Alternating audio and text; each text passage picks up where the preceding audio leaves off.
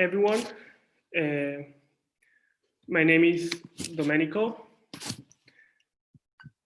Ceballos, and good evening and welcome to the Edinburgh Entrepreneurs for Summer event, proudly supported by Pivomo and Rate My Placement. Without them, this wouldn't be possible. I am the host, and this panel will look at diversity and inclusion in a globalized world.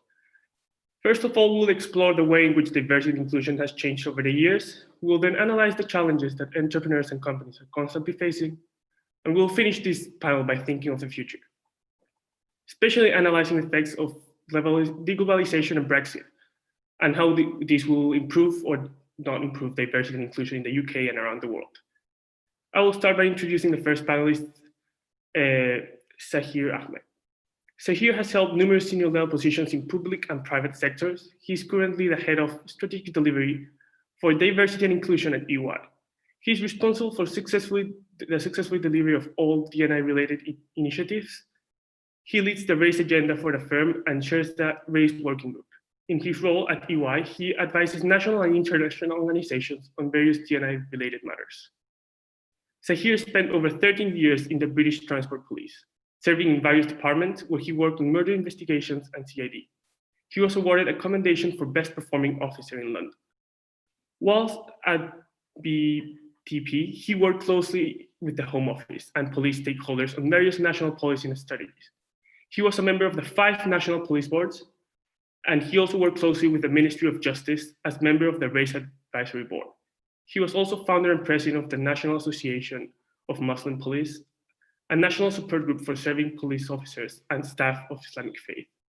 He's recipient of numerous national and international awards, including being appointed a Most Excellent of British Empire, MBE, by Her Majesty the Queen in 2010.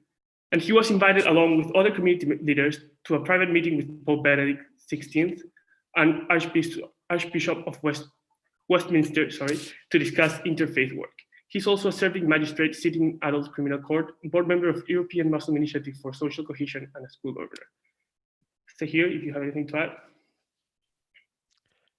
add. Thank you very much for that kind and detailed introduction. No, I don't have anything further to add. Thank you. Okay, thank you. The next panelist is Kieran Benz. Kieran is passionate about creating an inclusive workplace environment for all. With years of experience as a strategic business partner in diversity and inclusion, along with a solid HR background, providing an invaluable insight into the challenges people face in the workplace and the drive to want to improve it. Kieran is currently head of D&I at ITN, previously holding roles as diversity lead at the Bank of England and as a diversity advisor with the FCA. Kieran, if you have anything to add? No, nothing to add. Thank you. Thanks for having me. Thank you. Our third panelist is Gillian Boyce. Having founded a successful consultancy business, Gillian is subsequently followed her passion of promoting female entrepreneurs.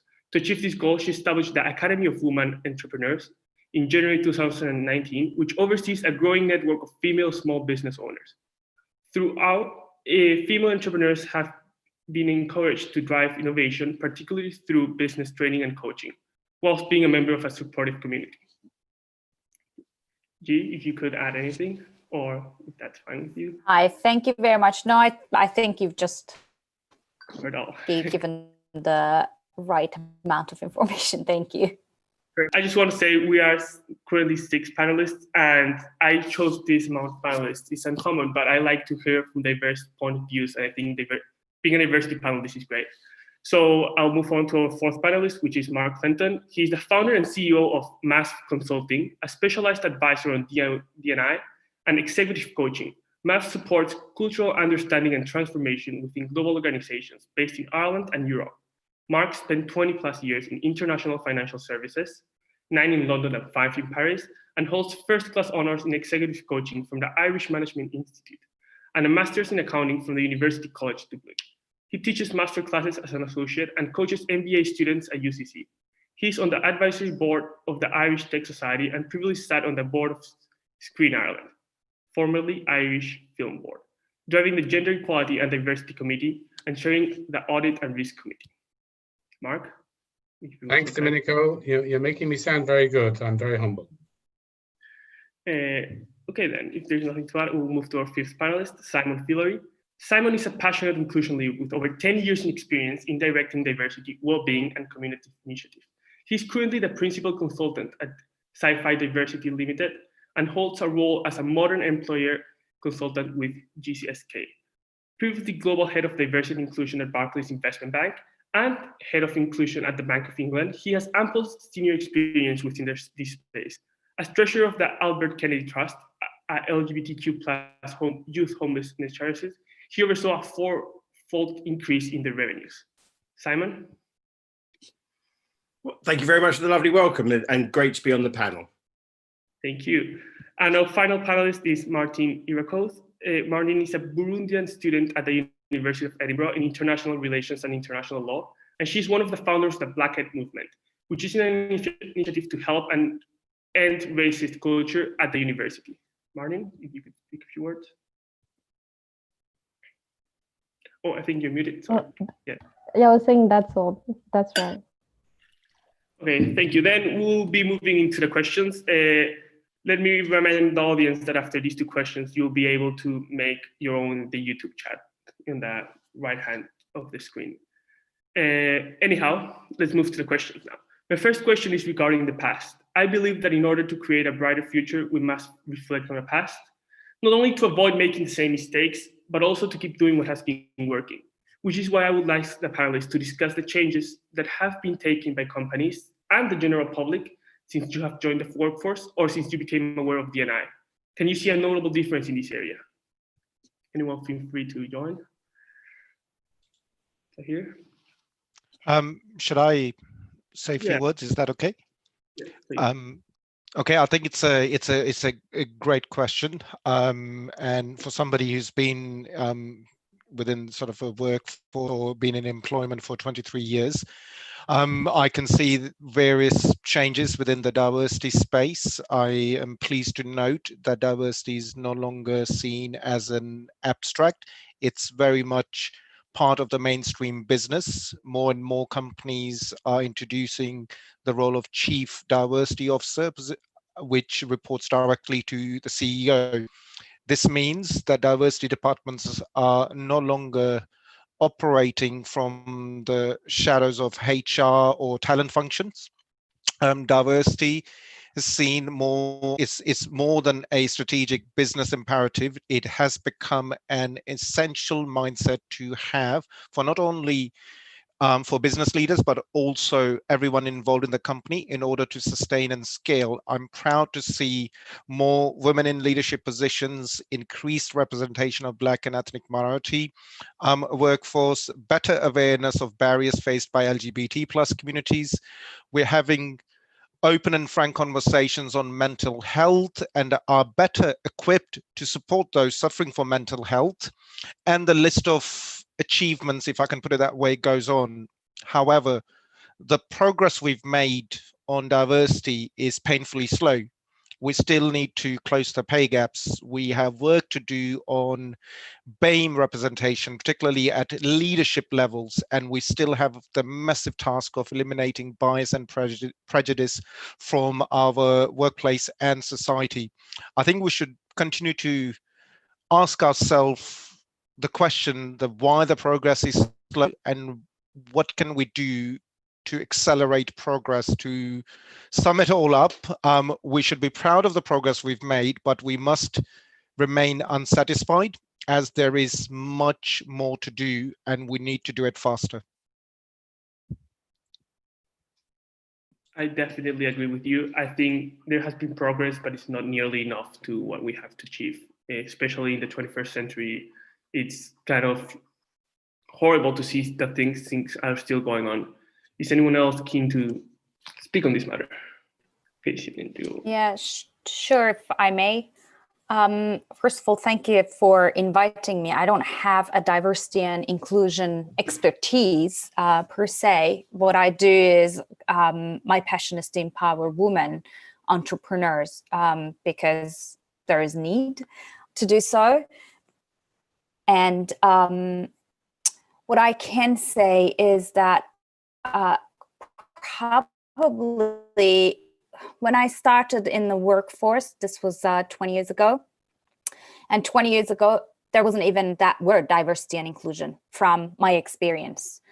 It wasn't in our mind. It wasn't in the collective consciousness, to be honest. And everything that we are right now seeing as completely unacceptable was totally acceptable, or at least it was the practice in the employment world. And in terms of entrepreneurship, it goes the same. I started my entrepreneurship journey 10 years ago, and even 10 years ago, it was not in our consciousness to be diverse or put effort into this and make this happen. So we did make a lot of progress. I do agree with that. And as a minority woman, I have faced a lot of challenges during my career. However, there is so much room for improvement. I could say that it's just that we're just at the start of a big journey, and we definitely have to increase our personal involvement and our personal way of saying no to whatever we see as not being acceptable. So, and I guess that's kind of like my background and how I can participate to this panel as well. Yeah. That perspective, I fully agree with you. Maybe I'm holding the record on 25 years in the workplace, and 25 years ago, the UK produced the Disability Discrimination Act, and it was a milestone in terms of a focus on equality for a particular area and cohort of society that remains still under-supported and undervalued in some circumstances. But it brings to mind that 25-year history of the Disability Act, brings to mind the focus to me over the years. A lot of it had been more legislative compliance, equality focus. What I've now seen over the years is a shift away from equality focus and into more of the embrace of diversity and the wider understanding of what diversity is. And it's about trying to be diverse about diversity and understanding there's a broad spectrum there. And now over the last maybe 4 or 5 years, we've shifted into the concept of inclusion of diversity, and inclusion being the solution. Diversity in itself is not the solution. And I think there's a lot of development now in this whole space. It's become as Zaheer said, it's become a business strategy. There's a link to wellness and belonging, and there's a danger that it becomes so big and broad that it might lose its focus and its edge. And so I'm always keen to try and link it back to practical reality and to business reality. So that's why I'm delighted that it's the Entrepreneurship Society in Edinburgh that's pushing this, because entrepreneurship in the past, in my experience, has been very much a commercial enterprise. You're trying to a capitalist approach to entrepreneurship, if you like. But I think that there's another form of entrepreneurship which is equally or more important, which is social entrepreneurship. Oh, yeah. And I think what we're trying to do, what this forum is trying to do, what we all need to do, is to embrace diversity and inclusion as a form of social entrepreneurship. I think that's going to be, I'm skipping to the question about the future really, but I mean, that's going to be a focus. So we've gone from a traditional legislative equality focus into a business focus, an inclusion focus, and I think we're now going to hopefully head into more of a social entrepreneur focus. At least that's my view. Just thinking about that, sorry, just in terms of my view, I think that's absolutely right, Mark, but I think only a few organisations are really at that stage, and it is a very few organisations. Certainly in my experience, many organisations are still very much at the compliance stage, and many industries are still at the compliance stage, which is quite sad to see, given all of the incidences we've seen happening in society at the moment, because actually organisations who are still at that compliance stage, I think, will suffer. they will suffer because they haven't embraced that inclusive element, which actually means considering the diversity and inclusion in everything that they do, relating it back to their reason for being and their purpose as an organisation, I think is imperative now. I mean, we've only got to see everything that's happening on LinkedIn and in society as a whole, Black Lives Matter, the whole thing. I think at the end of the day, if organisations aren't there yet, they either need to get there pretty quick or actually they will suffer. And that's certainly, so for me, the entrepreneurship is absolutely essential, but I think for many organisations, and certainly the journey many organisations have been on, it's a long way away for them. It's not even in their thinking yet. But so just building, so I think that there are two big themes that seem to be coming out here. One is around progress and thinking about actually we've come a long way, and that's great. And as Mark says, I think we've been through those three phases about the legislative, about then trying to think about embracing diversity, then moving on to inclusion. And inclusion is definitely the way to go, certainly from the work that I've been doing, and certainly the work that I've been focused on for the time. But then I think the other theme is that around the immensity of the challenge out there, and actually I think it can be overwhelming. And from a personal perspective, if I think about, I was an out gay man in an environment that wasn't working in investment banking, which wasn't very welcome. There's no one like me out there. There's no one that I could look up to as a role model to be able to try and say, actually, this is something that I can be able to do. And I think anybody who's different, I think can probably, hopefully can empathise with that in some way, shape or form, because there is so much work to be done to try and think about actually thinking about looking and seeing people like you excel and exceed and basically take control and be able to be represented in the upper echelons of certainly of large organizations. When you think, so that's definitely one challenge out there. But I think from an entrepreneurship thinking point of view, what's really interesting is starting to work with some different clients at the moment. And people aren't thinking about this. They're not thinking about this as when they're starting out in an organization. And actually, the organizations are really starting to be challenged around it in a way that perhaps they wouldn't have been probably 5 years ago. When they're starting to grow and they're growing quickly, they are then starting to come up against some of the challenges around this, about not thinking about diversity up front and trying to build this into their processes. So to your point of thinking about what can we learn from the past, I think it's about, certainly for me, I think there is hope for progress. I think there is a huge amount of challenge out there. But I think when you're thinking about starting a business or starting an organization, whether it be a social business or whether it be one for profit, thinking about this stuff up front and actually baking it into the organization up front, as Kieran was saying, lots of organizations that have been around for a long period of time haven't started to do this. There's an opportunity now to learn from what's gone before and be able to try and bake it in up front. Okay, I guess I can go next.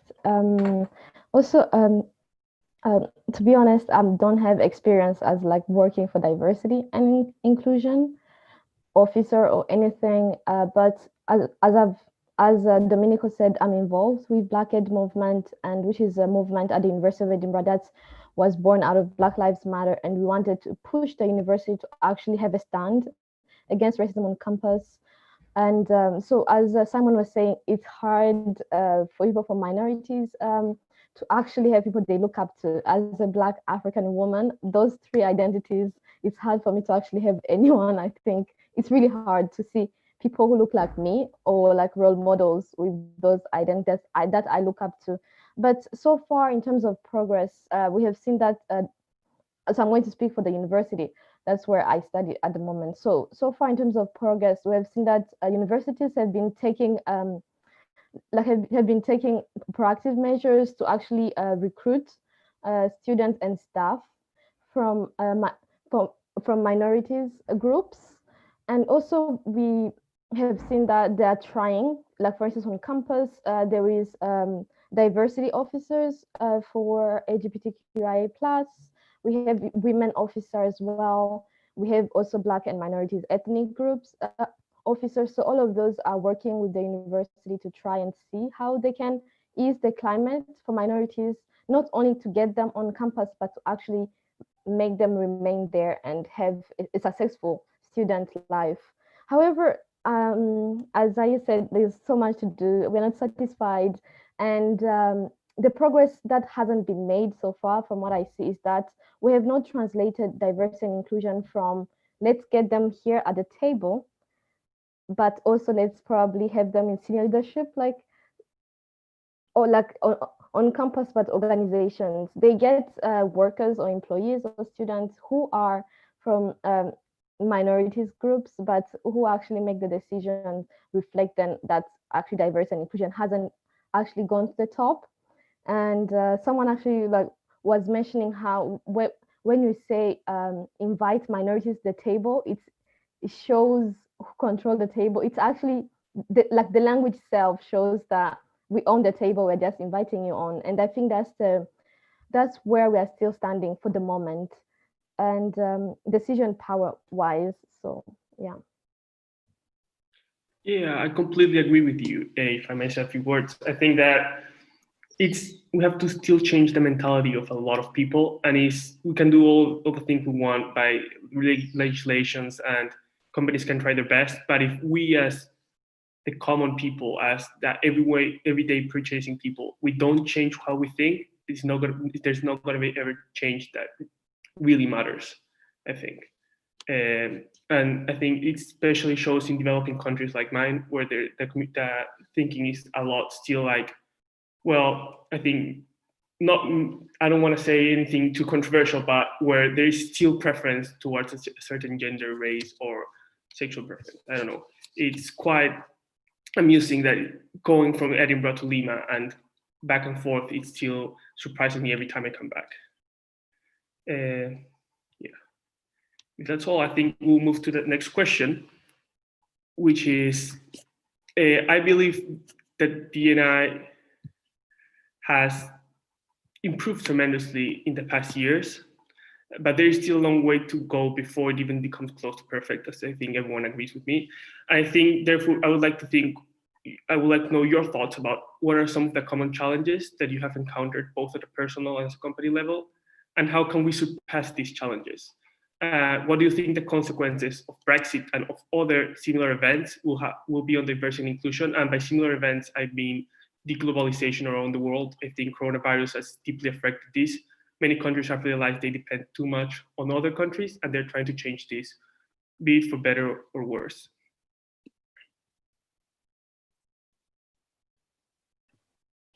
Could I go? Yes, please. Yeah.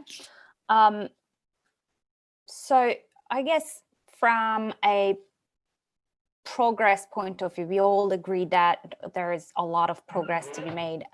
My kind of specialty is gender equality, and the Global Gender Report reported in 2019 that there is still 100 years to close the gender gap globally.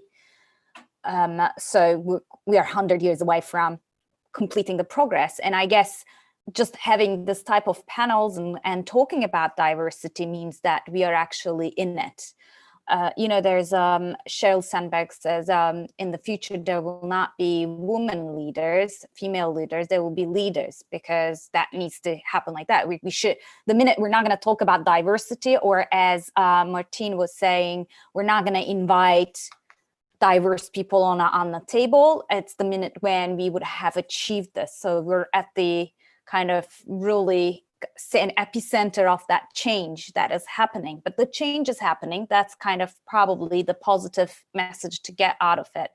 Now, from my perspective, what I see is that I'm not sure if the impact of what we're currently living will be long-lasting, or how much long-lasting it will be to actually really move societies kind of really at their core.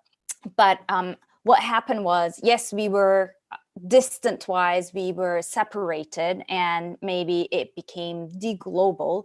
But actually, from what's happening right now, we're all in different parts of the world, and we're talking about something because we are coming together online, and there are much more discussions that are actually around different topics, and diversity and inclusion is one of the biggest discussions that is happening, and that is happening thanks to that is happening more than before, thanks to what happened with Corona, for example. So that kind of like distant, physical distance created actually a more gathering online.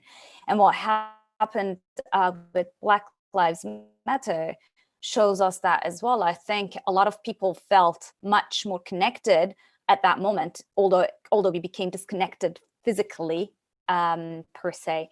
So I am kind of hopeful in terms of we're going in the right direction, and for it to go in the right direction, I think all we need to do is raise our voice, and not raise our voice just for ourselves or I mean, for the subjects that matter to us, but for the general purpose of diversity and inclusion, because diversity and inclusion makes social sense, it makes business sense. It was proven by a lot of studies that it makes business sense, it makes social sense, and it's a social progress. So I think that's how I would see as a progression: keep the voice up and talk and make ourselves and others heard.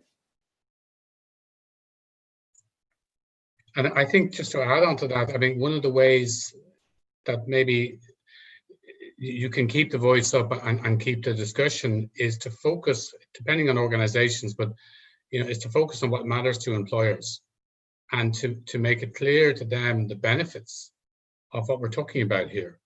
It isn't just we're trying to do the right thing, we're trying to be nice people, and we should all love each other and include each other. Like, we should love each other and include each other, and I love you all, but that's not going to, make business sense in the longer term. I mean, what I try to focus on when I talk to companies is talk about 3 areas where it can make a real difference. And the first is around how having the right working environment and culture attracts the talent that you need and keeps them and helps them develop.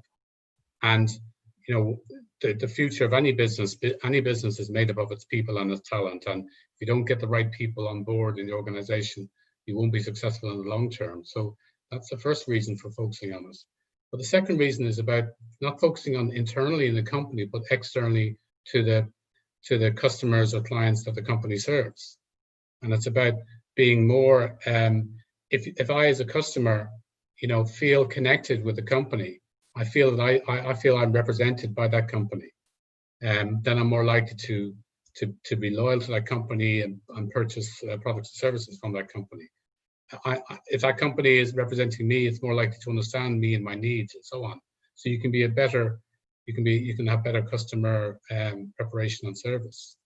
And then the third area is back to the sort of the business focus, which is that a lot of studies are showing that having diverse voices, listening to diverse voices, creates the smarter answer.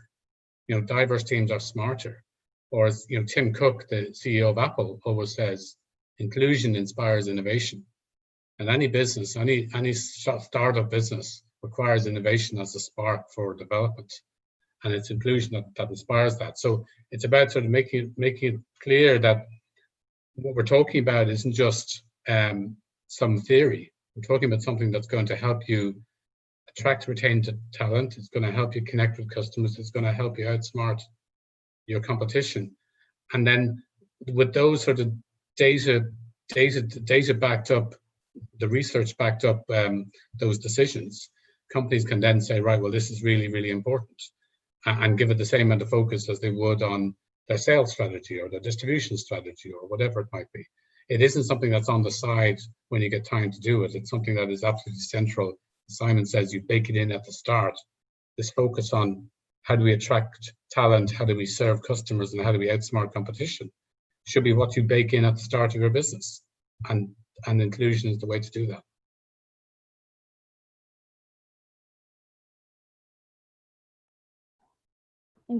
Okay, so I can go next. In terms of, so you asked the main challenge. So I'll just speak of one, to be honest. So as Mark said, it has to make business sense for organizations, but also for companies who want to take in like minorities, because as diversity takes time, but it also takes money as well. So speaking from someone, for instance, who is on a scholarship to study here from Mastercard Foundation, which is a scholarship designed for African students, we have seen that it costs money for the foundation to actually be like, let's take in this African, like this number of African students in these organizations, but how many organizations are willing to do that?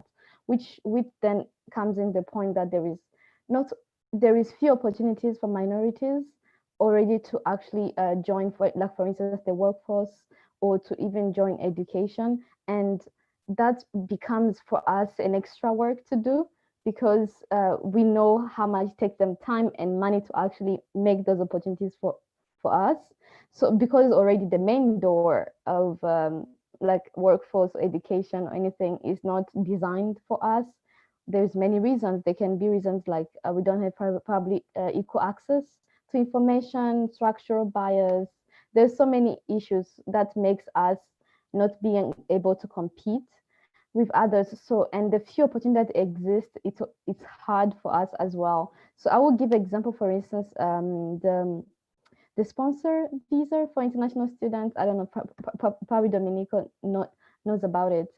So that one already is like, I think it's only like around 2% of international students who can be able to stay in the UK, and that already makes us do much work. And we go through, in terms of like extra work, but also extra mental labor, like feeling inadequate when you don't get it, and you feel like unqualified. So personally, the struggle of always trying to find the opportunities that accept me, and actually work really hard to actually get them. And while probably there are others who are just getting them, so that's a challenge for me. Yeah. Yeah, I think I agree. With my fellow panelists' views. I think that the future of our business depends on our ability to innovate for our clients and customers, as mentioned before by other panelists. This requires us to recognize and harness the most diverse range of thoughts, experiences, and skills. The best talent is our competitive advantage. Big changes in the future world of work demand new skills, talents, which makes it harder to attract and develop people from new and diverse talent pools. And like Mark said, we know that diverse teams will outperform any non-diverse teams, and that diversity drives innovation, as people of different backgrounds and experiences are likely to approach situations differently, providing a more diverse spread of ideas. I think when we talk about inclusion, I just want to touch on one point, which I believe is one of the the challenges or issues, if you like, and which is finding the right balance between individuals adjusting to an organizational culture and the culture accommodating and accepting difference. It's a bit of a mouthful, so let me put it simply. Many companies talk about having people who are the right fit for them. This right fit must work both ways, not just from the company's point of view, but also from an individual point of view. For me personally, as a first-generation immigrant whose English is not my first language, it's not even my second language, I have worked hard not to give in to the culture and accept the norm, because when we do that, we risk losing our identity, our uniqueness. For those young people listening to this session, my message is that very simple one. Don't let your unique perspective be drowned out by the majority. Life has taught me many lessons, and one of the most important one I've learned is majority is not always right. Be your unique self and be proud of it.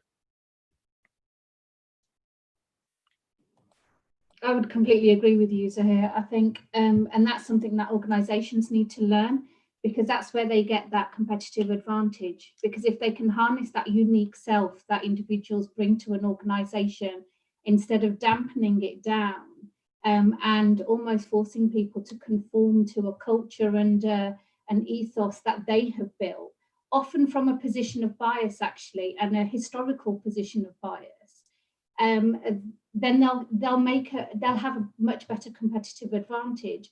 but it is very much about them understanding that it starts from the day dot. It starts back when they're putting their purpose together, very much as Simon has said previously. It's when organisations start that this needs to be addressed. And actually, for those organisations who have been around for such a long time, they need to go back and review.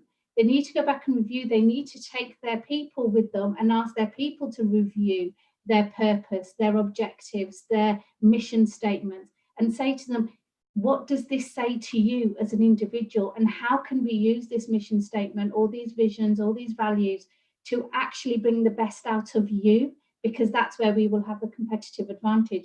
And again, you know, I've said it before, but I think many organizations suffer in this space because they haven't got to that level of thinking yet. And that is something that we need to work on. So thank you. So I think I'm the last one to go. I just wanted to I think really echo some of the stuff that's coming through here. I think diversity is great, and actually in the fact that actually welcoming diversity, making sure you try and make sure voices can actually be able to speak out, making sure people be their best selves at work. That's all the great stuff that organisations are trying to do. But the essence of it, the secret sauce of it, is really making sure that people actually feel included and they stay. And actually, so you can have all the difference you want in the world, and you bring it all into the organisation. But if you don't make them feel included, people will leave. If you don't make sure that people can feel that they can be their true selves, they will leave. And when you look at the data around organisations that are actually doing this well, they need to be firing on all three cylinders. When you're thinking about the way that organisations shift and change, it's about hiring, it's about promotion, and it's about attrition. And the organisations that do this well, where you really start to see shifts, is where they've got all of those three indicators moving in the right direction. And far too often, I think organisations focus on hiring and trying to get diversity through the door. And then actually what they do is when they get that diversity through, people don't feel welcomed, and actually they just leave. They don't see people like themselves succeeding or being able to move up in an organisation, and they just walk. So all the effort and all the time and the money and all the institutional nous that's been thrown at being able to try and attract diverse talent to the organisation, in effect, is wasted. And that's where organisations, I think, at the moment, certainly with some of the organisations I've worked with before, really have tried to start shifting their thinking to focus on what happens when people arrive in the organisation.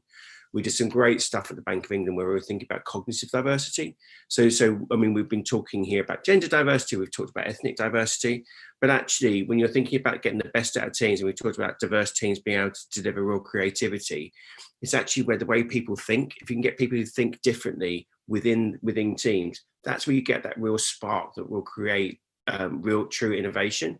And it might be the demographics would help to be able to try and indicate that. So it might be the agenda, it might be ethnicity, that will help to create that creative tension, that spark that will help to try and create that innovation. But trying to think about how you try and capture that and get people to think differently around the table is where you really be able to try and come up with those best decisions. And you need that inclusive environment to be able to try and do that. And that's definitely, for me, I think it's the biggest problem organisations have. Okay, thanks for all that. Yeah, I completely agree. And you mentioned that many of the companies actually advertise diversity, but then don't make their members feel included. Do you think this goes to the claims that, what are your opinions on the claims that companies are using diversity as a PR strategy instead of actually working towards helping people from all backgrounds succeed? Because I've heard several reports, and I've read the different reports that say that companies actually reach a limit, put a cap, and then don't accept anyone else from that ethnicity or background per se. Well, you wouldn't be able to do that in the UK. That would be illegal. So if there are organisations that are doing that, let us know, because we need to report them, because that's a big no-no. But to your point though, around diversity is hard. The diversity is hard. Having a group of people who are very different around the table and trying to lead them or manage them as within an organisation is difficult. If it was easy, then we would all be very happy. Diversity would be welcomed all over the place. No one would turn around and say, actually, we don't want to have difference. But actually, it's much easier for me to hire someone who looks and sounds like me, who thinks like me, and because I know how that interaction will work. I can generally try and predict how that interaction will play out. is when you try and welcome in diversity and you've got to try and think about it, it makes it different. It makes it difficult. So that's one of the key reasons why we don't end up with those inclusive cultures. I don't think it's any malice. I don't think this is, I think it's the fact that organizations perhaps aren't preparing and supporting their managers to be able to try and create the right culture within an organization. And I think it's just tough. I think it is actually something that needs to be thought about. It needs to be spoken about, and it needs to be trained, I think, really, for most management. They need to be able to try and get those grey cells starting to work. I think that's a key point that I'm finding when I work with organizations, is that, you know, this isn't there is no silver bullet. This isn't a simple solution. It's not a light switch. You know, you don't decide I'm going to be inclusive between 2 and 4 on Fridays. You know, you either are or you aren't, and to be inclusive is a long-term thing. And so it's about trying to, you know, if you were graphing the effort on diversity on one axis and the benefit from diversity and inclusion on another, what you'll find is a lot of companies are in that bottom corner. They're putting only a little bit of effort and only getting a little bit of benefit. And they're thinking, well, you know, I told you this wasn't going to work, or I told you this was hard, or I told you things wouldn't change. It's going to be another 100 years for gender equality, so that's just too hard. Let's not bother. And what you have to do is you have to get them to put in that extra jump of effort, and then they'll see the extra benefit. But it takes courage, it takes commitment, you know, it takes consistent approach. You know, it takes, you know, a role modeling at the top, as well as a every voice matters, you know, group from the bottom. Where you listen to your employees. But it's about trying to make sure that people realize this isn't something that's simple, because if it was simple, we would have done it. And I always come back to, you know, I spent years working in a kind of a project management type mindset, where, you know, you were dealt a task in work and you had to develop your long-term project for how you're going to deal with this task. So if you're putting in a new IT system into an organization, if you're developing a new sales strategy, you'd have a project management approach. You'd have, you know, a clear mission, you'd have resources, you'd have teams of people, you'd have feedback loops and all this sort of thing. When it comes to diversity and inclusion in a lot of organizations, unfortunately, it's not done with that same robust approach of project management.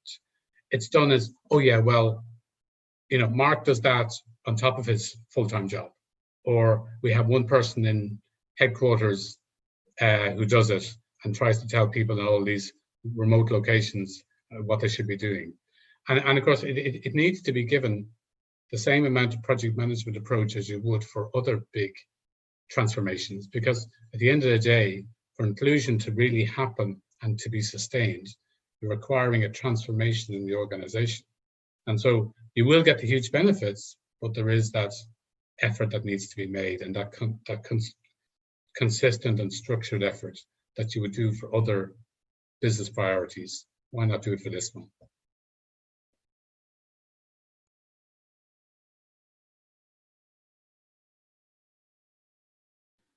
Okay, so yeah, so you're saying that there is this unconscious bias on every organization to actually try to become more diversity. Do you know any ways we can actually battle this in order to everyone be more inclusive?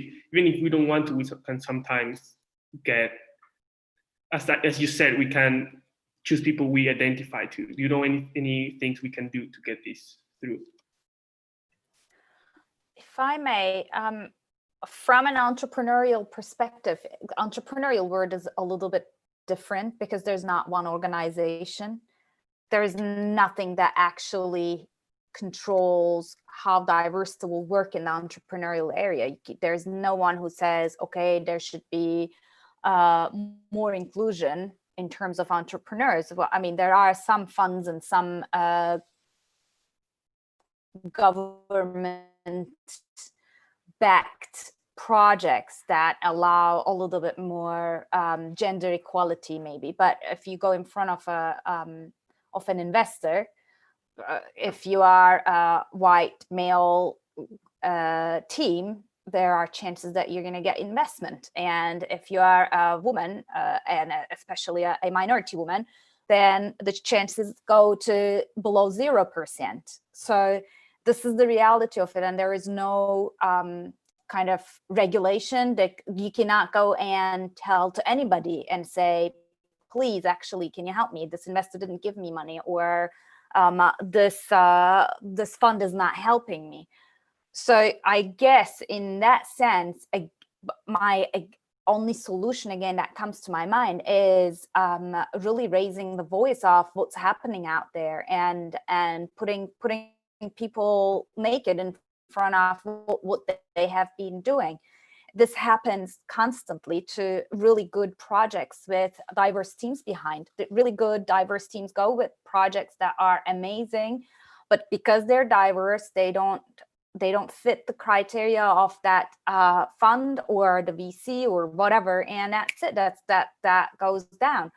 So I guess, again, the biggest part of battling through this and bringing real kind of change in that sector from an entrepreneurial perspective is actually talk about it. And a little bit cruel, like it's going to sound a little bit cruel, but name and shame and say, like, this fund actually is not inclusive, or these guys are not giving money just because there are 2 women in the board of this startup, and they're thinking that they're going to get pregnant, and they're not going to be performing as well as men, or this kind of stuff has to be told, and I guess fought for at this moment from an entrepreneurial perspective, because there's no one actually.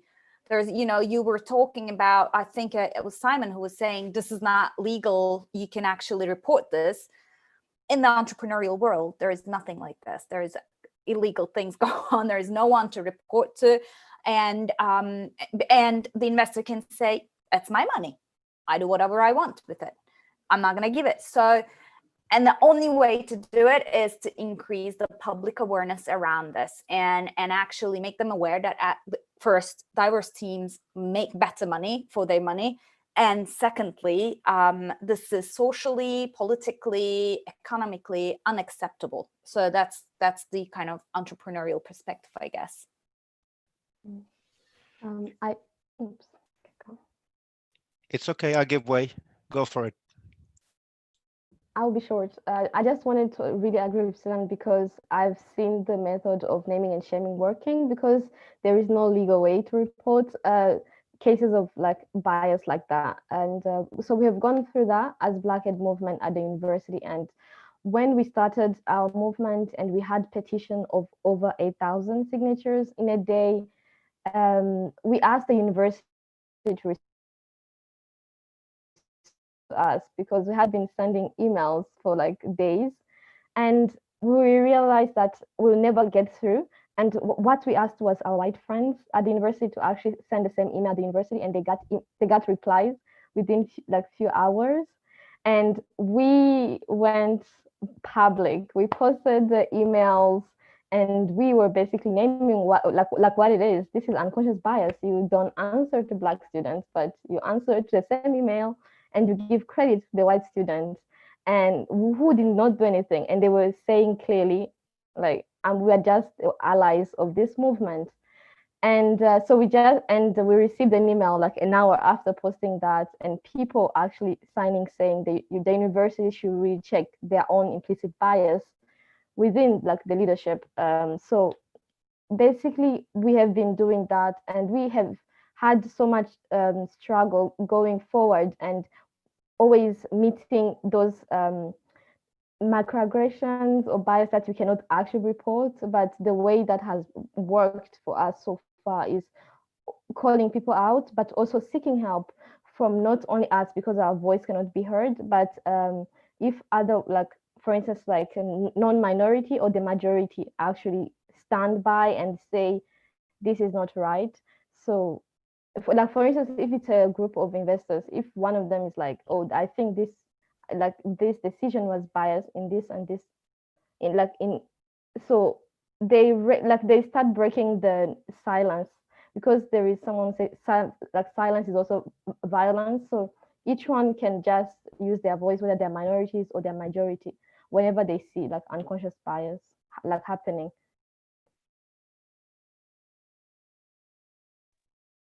Thank you. And I think there is another complexity to this diversity and inclusion agenda, that is the global, particularly within the global brands, because the definition, the very definition of diversity changes shapes and takes different forms as you travel the globe.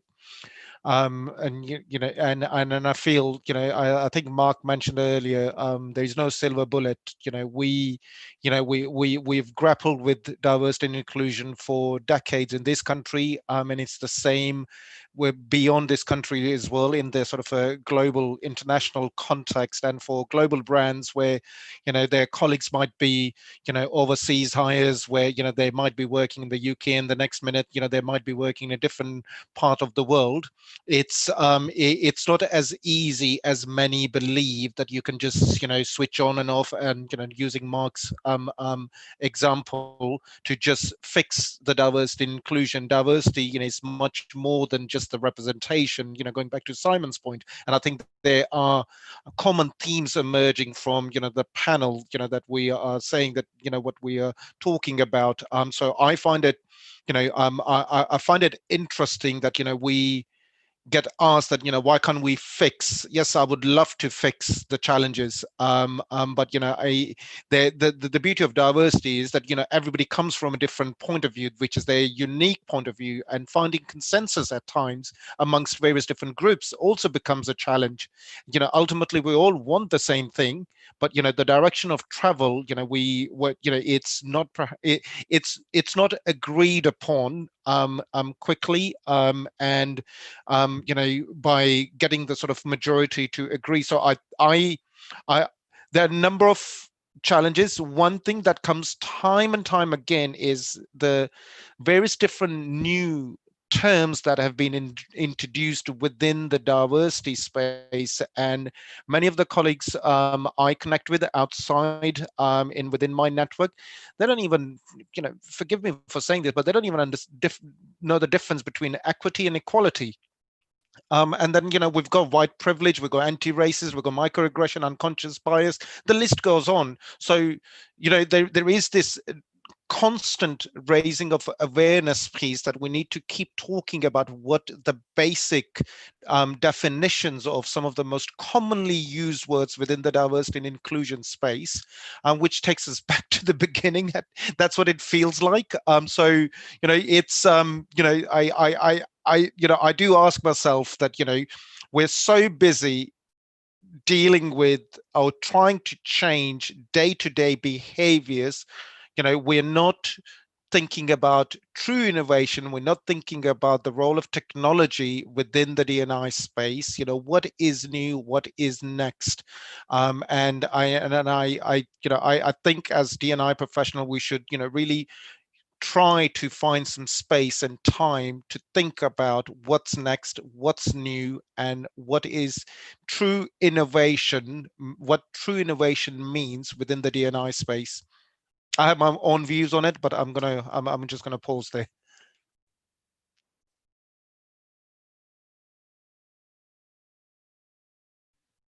Thank you for that. Yeah, so I definitely agree with everything everyone is saying. I think there's still only work to do. There's a lot of no loss in entrepreneurship.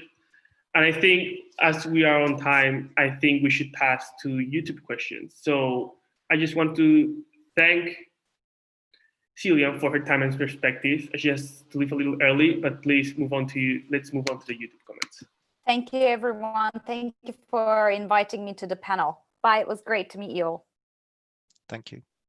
Okay, so the first question is by HWL, and is, would you consider social media activism superficial? Malcolm Gladwell, Canadian journalist, says that it increases participation by lessening the level of motivation that participation requires.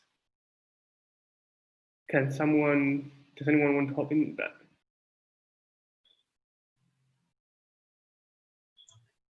I think, you know, social media as a platform is incredibly important and incredibly powerful. But there's a difference between the platform and then the content on the platform. So like anything, you can have superficial content and superficial use but I think the platform itself is profound. If we talk about bias and we talk about, why are we biased? We recognize that we're all human beings, and as human beings, we have biases. Biases impact our decision making, and that leads to poor judgments of people and of information and so on. But one of the real drivers behind our bias is the information that we consume. And we're consuming information more and more on social media as a platform. So in one sense, it's a fantastic lever to do this self-awareness point that Zaheer is making. But on the other hand, there's a dark side to it, which there's a negative side to it, which is that the incorrect information or the biased information that can be pushed through social media can have a wide scope and influence on individuals, and therefore actually make people's biases more entrenched. So I think the answer is both. I think the platform is profound and can be used for very positive awareness and transformation, but the content can have a negative impact if it is biased or superficial. So I can answer that to just add on what Mark said. Again, I'm going to talk about Blackhead movement and racism in Black Lives Matter, because that's like my stand. So from us, we have a social media activism, and I think our account really grew. And we also have talks in terms of institutional changes with the universities, and we have lots of meetings with the Edinburgh Diversity and Inclusion Committee or the principal most of the time. So, and that's when you see those two worlds are different, because for instance, social media is more of engaging the people to awareness about the issue, where we talk about, for instance, let's see, for instance, some things like at the university, for instance, there is no reporting of cases of racism. So we put all that so that students know, and they can actually hold the university accountable. But in terms of actual changes being made, they have to be made again from the senior leadership, and that means in the talks at the table again. But it can also social media activism can also be performative in a way, and that's a danger, because people can just be posting whatever because they want to feel good or because they actually don't even care. So, for instance, I will give an example of the Blackout Tuesday. Someone made a survey, and people realized they don't even know why they posted a black square on that day. They just did it because people were doing it. So it became a performance, a global performance. And actually, I would say it didn't probably advance anything in terms of Black Lives Matter. So that's the danger of social media activism, that it's a bubble of performances, but they're not actually changes happening. But nonetheless, there is awareness happening, and we cannot lessen the impact of people actually knowing what's going on. So it's a double-edged sword, but yeah.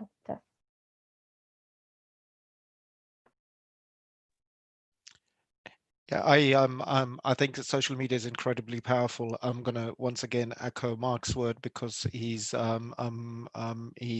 spot on. Is incredibly powerful. I wish growing up I had access to social media. The very fact that I'm sitting in, that Harrison contacted me via social media. I wish I'd had access to a wide range of network of professionals. And I believe social media is incredibly powerful, from sharing best practice to learning, to connecting with like-minded people as well.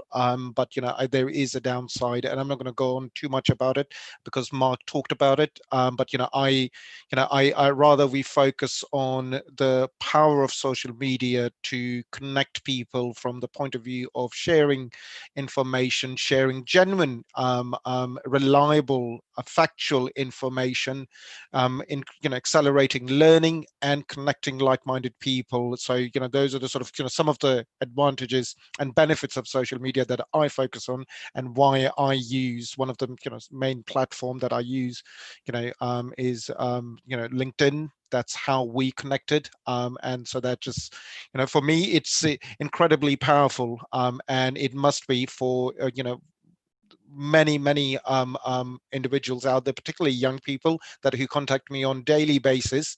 So I do not underestimate the power of social media. We live in a hyper connected world. Things that happen thousands of miles away can impact our local communities within a matter of minutes. So it's incredibly powerful when it's used for a greater good and a social to advance social justice.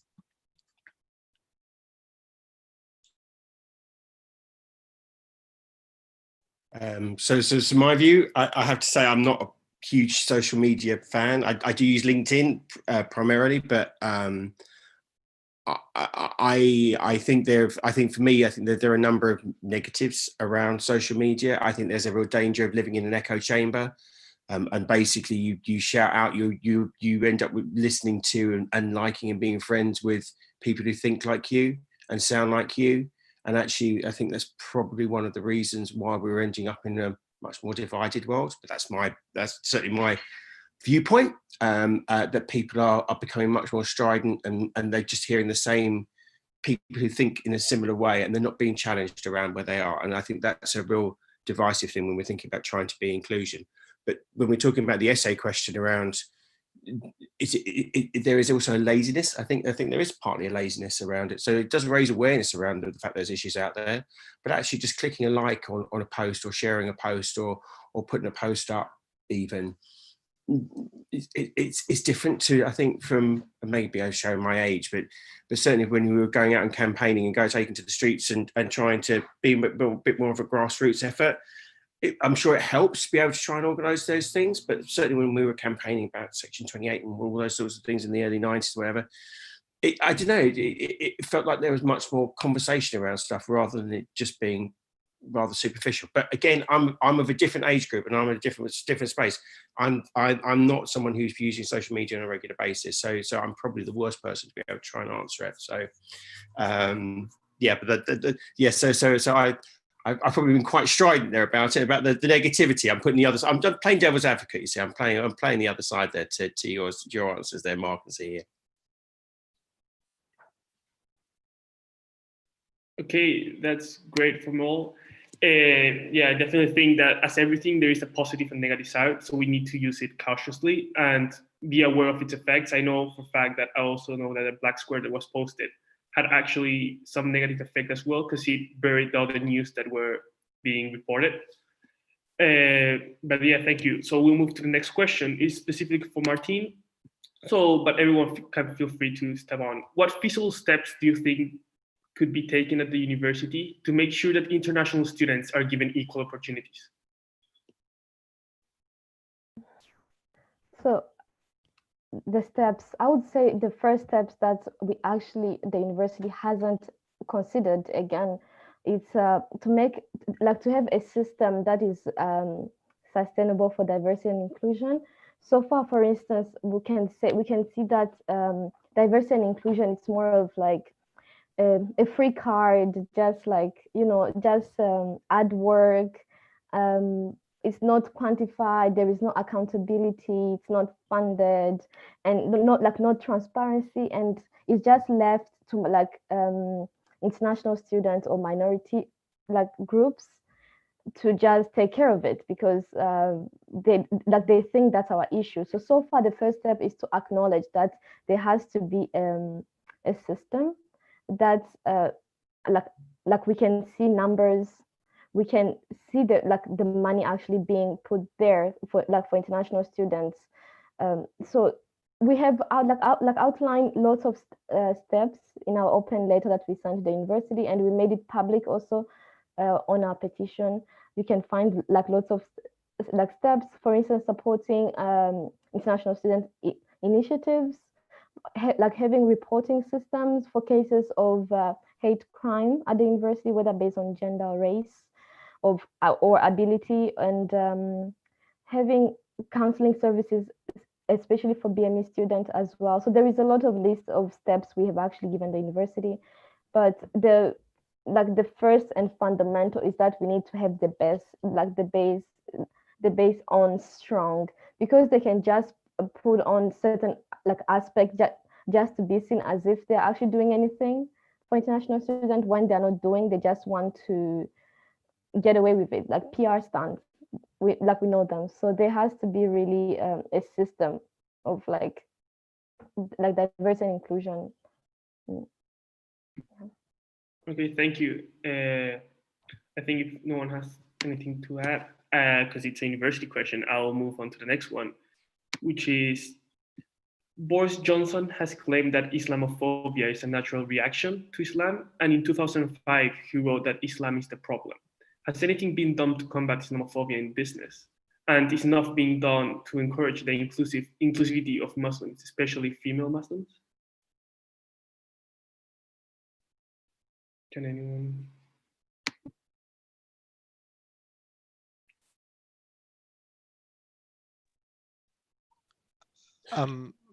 Sure. Shall I? I think I'm just going to talk purely from diversity point of view. I'm not going to talk. I'm going to, or comments on what Boris Johnson has said or what that means and everything. I think from the diversity point of view, faith remains a focus.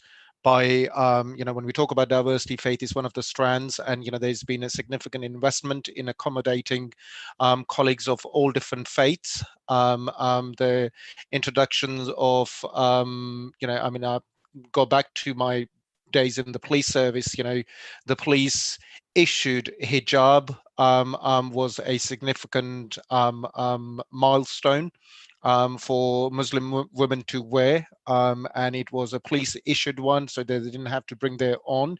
That was a significant milestone. These days, I'm not going to sit here and say that Islamophobia doesn't exist. We know Islamophobia exists. And it affects members of our Muslim communities. And the term Islamophobia is, it's there are many sections of the Muslim communities who don't agree with the term, but anti-Muslim hate crime, if I can put it that way, does exist. From a workplace point of view, we've gone much beyond than just providing a small room which would act as a prayer room. A couple of decades ago, that was our answer to colleagues of faith who needed a few minutes to pray. But now there is flexible policy, working policy in place that you can work from. You can choose the hours that suits you and work around the schedule that suits you. We've give one example of EY. Last year we invested a significant amount of money to refurbish our prayer rooms, and where we extended the prayer room to include 2 rooms next to those rooms to make it one big room, because of the large a number of our colleagues who were attending the prayer rooms regularly.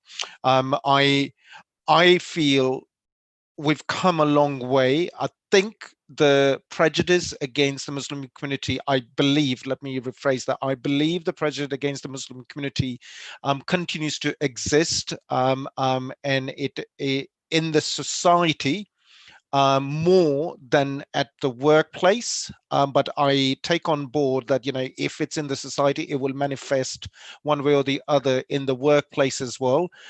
So I think we've come a long way in addressing the prejudice against the Muslim communities, but there is, like with any other diversity strand, there is still more to do to continue to raise awareness of various different groups that exist within the diversity. But when it comes to Muslim women, I believe they've this particular group, and I'm applying the intersectionality lens here, they've come a long way in terms of empowerment, in terms of independence, in terms of being able to choose the workplace that they want to choose. And I'm talking about, various, a few decades ago, the lack of Muslim women in the police service. It was a career that was frowned upon, but now we've seen an increased number of Muslim women joining the police service, joining the private sector, the corporate sector, and progressing and doing really well. We've made progress, but we've got a long way to go, if I can put it that way. And the challenges remains like there are challenges with any other section of the communities. Just very quick, I won't take up too much time here, but I think religion is so integral to people, and certainly when I first came into the space, working in the diversity and inclusion space, I was working for an American investment banks, and basically religion there was that whole idea, the crazy American idea, I shouldn't say that, but the idea that actually you should separate church and state. So basically the idea of bringing religion into the workplace was a complete anathema. And actually, to me, religion, I'm not a person of faith, but for people who are, actually people bringing religion into the workplace you have to bring religion into the workplace. It's integral to who you are as a person. It's integral to your well-being. So if you want someone to be their whole selves at work, you need to be able to try and embrace that. And you need to be able to try and accept that. And you need to be able to try and accept difference. And I think Zaheer's absolutely right. I think organisations have made great steps. We've got prayer rooms, we've got prayer spaces. Most organisations now celebrate most of the major faith, the big holidays for most of the major faiths out there. Certainly lots of organisations, certainly the forward-thinking ones, certainly try and help with education to try and help people understand what the major faiths are around and what they're about. So there's a lot of work that's being done in that space. But I mean, as Zaheer said, I mean, there is so much more to do. I mean, but I think that's reflecting sort of what's going on in wider society rather than what's going on in organisations. So I think organisations actually in the faith space, certainly the ones that I've worked with, have certainly done well in being able to try and embrace people's faith. I would agree with both Zaheer and Simon actually on that. I think there's just an additional element here. I mean, Zaheer, you mentioned that people in society, there are much more prejudice exists than in most workplaces. But I think workplaces have a role to play in helping with that prejudice that exists in society, because there are many workplaces that can put initiatives in place that help bring not only different faiths together, but different groups together. So you often hear about faiths where, sexual orientation, for instance, is, sort of, there is a discourse there between different groups from different, sexual orientation and faith, and also different faiths themselves. And actually workplaces can bring groups together from a very social perspective, but also from a sort of workplace perspective of we're all in this together, and actually take those lessons back out into society. And I think that has a really big role to play, and we don't do enough of that. I think we could quite easily be trying to influence society through our workplaces, but it doesn't have the same. I think it doesn't have the same importance to a lot of workplaces that other demographics have, like ethnicity, gender, etc.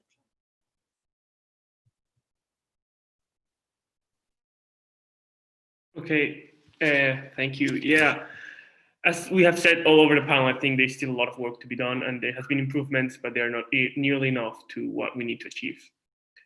So then I'll move to a question, another question from our audience, which is, how can multinational companies introduce diversity in their divisions where the country or culture is skeptic about it? For example, LGBT in a non-accepting country legislation or culture. Feel free to jump in.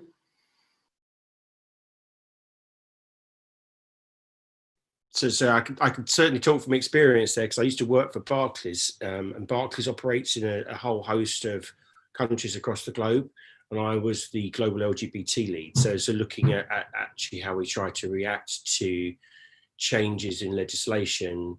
Uganda is the country that pops to mind straight away, where they were looking to introduce a law to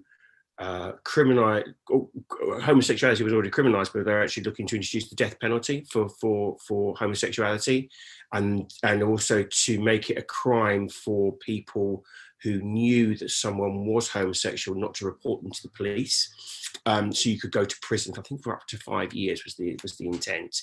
So there's legislation that was being brought forward to the Ugandan parliament, which in effect would not only could have put my colleagues in jeopardy, in the fact that actually if they had a client that was coming into the bank and they knew they were gay, if they didn't report them, potentially under the terms of the law, they could have gone to prison for 5 years. So what's interesting is actually how there are, and I'm using the LGBT example here, but organisations have immense power to be able to try and help to influence what's going on in this space. And I'm not saying Barclays managed to do it on its own. We worked with a group of organisations through an NGO called Open for Business, which brings together multinationals in areas to try and help to prevent things like this happening, or going also to try and campaign for LGBT equality. And we actually, the country head there actually met with people within the government to try and talk about what Barclays' view was in this space. The legislation was never passed in the end. I mean, it's still a horrific environment for LGBT plus people, but those draconian laws weren't brought into place. So companies have a role. I think they have a moral role, or actually should try and stick to their values on a global basis. And I think when it comes to trying to deal with or engage with countries where there are societal norms which are different to the cultural norms that are accepted across the world, I think there are examples where actually the kind of company can create a safe space. So Singapore is a great example where actually in the corporate space, the LGBT plus agenda has been pushed by lots of organisations within the corporate space and within the organisation, and created a safe space for people to be able to be out, to have gay networks, etc. While the country as a whole still has laws that ban homosexuality. So it's a very complex situation, but I think forward-thinking corporations can be a force for good in trying to force conversations that perhaps aren't happening in wider society. So how would you say is the best way for these companies to push the agenda? Is it not to operate in these countries, or are there any other ways to influence the countries into taking a more open approach to diversity? So if you're asking me, so certainly putting out of a country and not engaging with the government and not trying to push for change, I think it depends on the regime and it depends on the organisation, and it depends on where you are and where you're doing business. But I think the Ugandan example is a really good one, in the fact that actually, if Barclays has shut down their entire operations and pulled out from the country, they wouldn't have been able to have that conversation with government in order to be able to try and influence what was happening there. So it's super complex, and I think it needs decisions like that need to be taken on a case-by-case basis. But I think the organisations can be a real force for good in order to drive positive change. But I'm sure there are other examples where actually corporations perhaps should not be operating, and I think that's South Africa in the 1980s is a really great example. And again, Barclays, they were forced. There was a campaign to shut down Barclays operations in South Africa because they were in effect operating in a country that was supporting apartheid.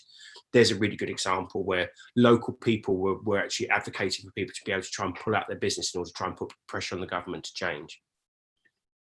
Okay, thanks. It's great to hear that some corporations are doing the work that needs to be done. Okay, I think we have time for one more question, and it goes back to something we touched before, which is sponsoring students for working visas can bring an extra cost that would not be taken if the company is to recruit from Britain or the Eurozone. So what is your take on this matter?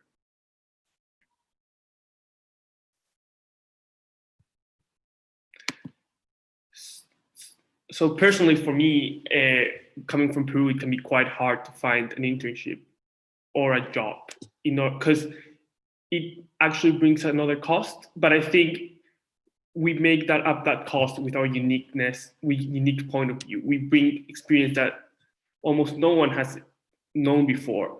So I think if there's an economic value, we should also be added an economic value for being from different place, having a totally different perspective that can add something new to that team, right? So I know you work for Barclays. Do you think they take this into account? Is it even legal? I have no clue. I'll be honest, I have no idea, which is why I didn't put my hand up to try and answer the question. But on paper, I mean, it seems crazy that you wouldn't be able to get an internship because you're a foreign student. And I'm assuming it'd be more about the visa restrictions that would be in place. No, so I'm sorry if I meant that.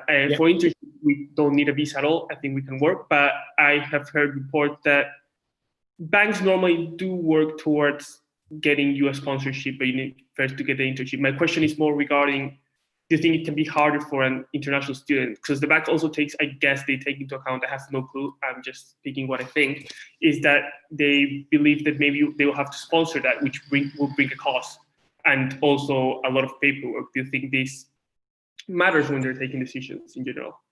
Well, I think, again, these are barriers that are going to be put in place that you need to jump through as an international student in order to be able to try and get a role. I think that, is it fair? No, but is it realistic that organisations then should be trying to ignore what's going on and all the extra work that's in place? I would hope they would. I mean, personally, if it's the right person for the right role, you'd hope that the organisation would actually say, do you know what, actually, we want to take a chance here. And actually, if we really believe in diversity and inclusion, actually, it's worth swallowing that extra cost that we need to go through, all those extra hoops we need to go through to be able to try and do it.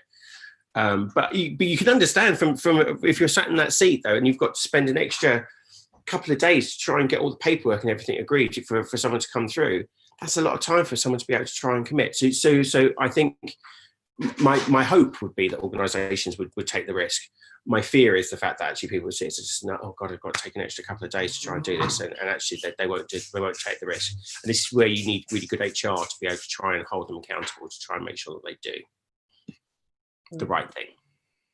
I've worked with organisations that are taking that risk, and it's because they value it in a different way.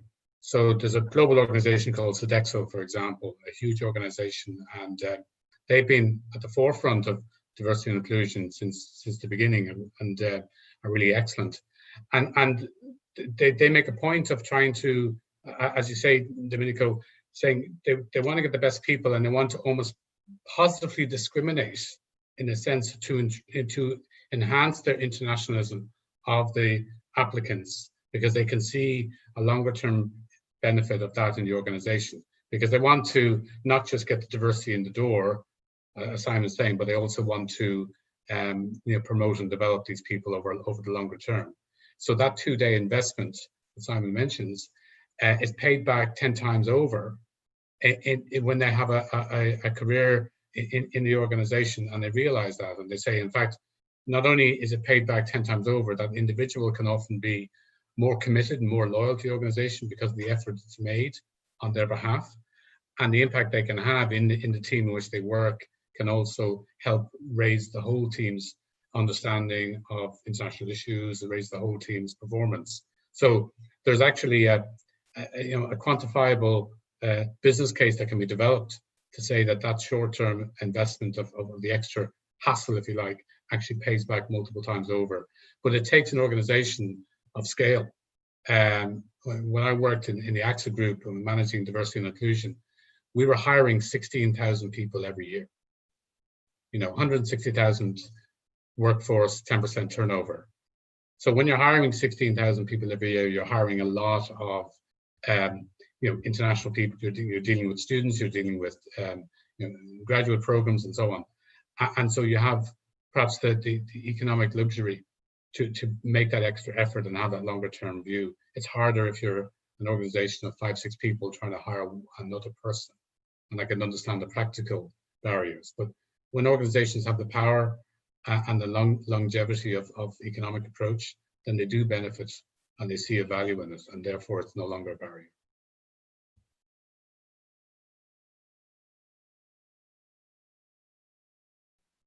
Okay, thanks. Yeah, I think this is something we'll see over the next years developing, especially with Brexit and other deglobalization movements that, for example, we're seeing the US also pulled out of the NAFTA trade. They created another one, but doesn't quit the fact that they are looking to become more America first, on Trump's words. And I think this is happening all around the world. And that's what my question, what I also think will develop is, if that Brexit pulls out of the European Union and other countries will need visas, do you think this will affect diversity negatively? Because it will not only be international students from the Middle East, Africa, Asia, and South and North America, but it also will be countries that are an hour away by flight. There's a lot of uncertainty right now on Brexit, but do you think this is a possibility?